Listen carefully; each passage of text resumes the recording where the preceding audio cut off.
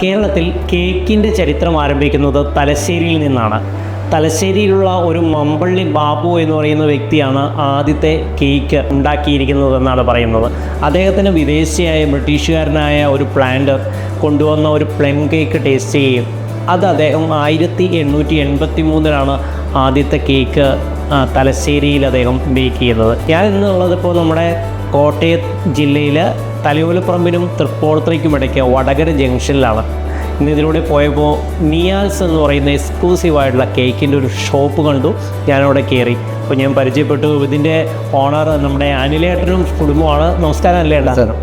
വളരെ നന്നായിരിക്കുന്നു. നന്നായിട്ട് ഒരു കേക്ക് ഷോപ്പ്. നമ്മുടെ ഇവിടെ ഇങ്ങനെ എക്സ്ക്ലൂസീവായിട്ടൊരു കേക്ക് ഷോപ്പില്ല.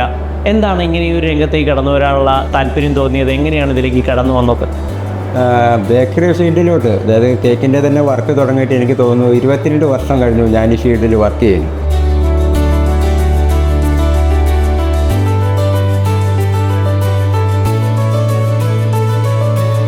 വിദേശത്തായിട്ടും കേരളത്തിലായിട്ടും ഇന്ത്യക്ക് വെളിയിലായിട്ടും 22 വർഷം കഴിയുന്നു ഞാൻ ഈ ഫീൽഡിലോട്ട് വന്നിട്ട്.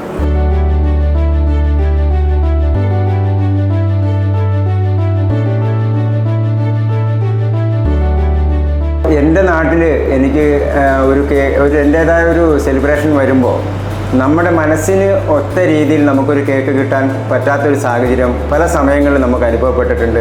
നമ്മുടെ സുഹൃത്തുക്കൾ നമ്മളോട് പറഞ്ഞിട്ടുമുണ്ട്. അപ്പോൾ അതിൽ നിന്ന് നമ്മുടെ മനസ്സിൽ ഒരു ആഗ്രഹം, നേരത്തെ ഉള്ളൊരു ആഗ്രഹമാണ് നല്ലൊരു രീതിയിൽ ഒരു കേക്ക് ഷോപ്പ് ഇനാഗ്രേറ്റ് ചെയ്യണം.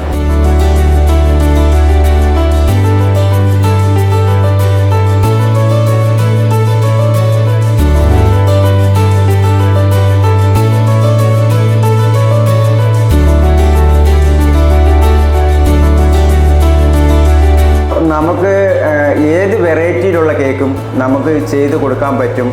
കാരണം എനിക്ക് അതിനെക്കുറിച്ച് നല്ലൊരു അറിവും എനിക്ക് ചെയ്യാൻ പറ്റുമെന്നുള്ളൊരു കോൺഫിഡൻറ്റും ഉള്ളത് കൊണ്ടാണ് നമ്മൾ ഇങ്ങനെയുള്ളൊരു സ്ഥലത്തൊരു കേക്ക് ഷോപ്പ് ഇട്ടിരിക്കുന്നത്.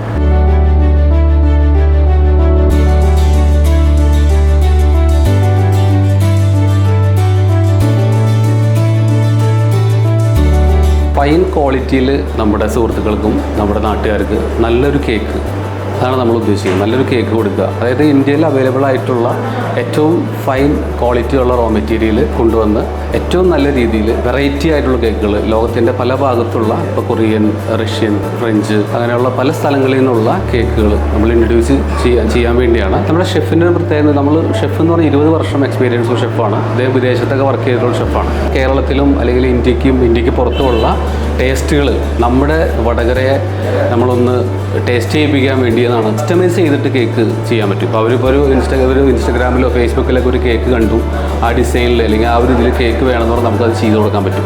നമ്മുടെ ഇതിൽ നോർമലായിട്ടുള്ള എല്ലായിടത്തും കാണുന്ന ടൈപ്പ് കേക്കുകളും ഉണ്ട്.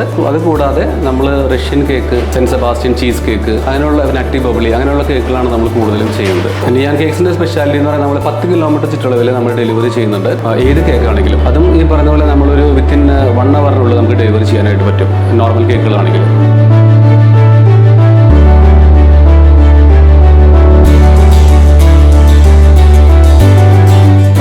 കസ്റ്റമറെ നമ്മളോട് സംസാരിക്കുമ്പോൾ തീർച്ചയായിട്ടും നമുക്ക് അറിയാൻ പറ്റും ഇഷ്ടപ്പെടുന്ന ഏത് ടേസ്റ്റാണ് അവർ ഇഷ്ടപ്പെടുന്നത്, നമുക്ക് അറിയാൻ പറ്റും. കാരണം അതിന് ഏറ്റവും വലിയ കാര്യം ഇത്രയും വർഷത്തെ എക്സ്പീരിയൻസ് തന്നെയാണ്.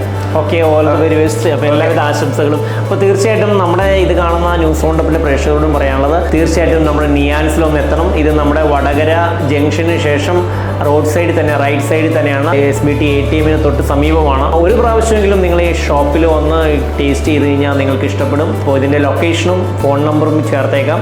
നിങ്ങളുടെ ഏതൊരു ആവശ്യങ്ങൾക്കും നിയാൻസ് നിങ്ങളോടൊപ്പം ഇരട്ടി മധുരമായിട്ട് ഉണ്ടാവും.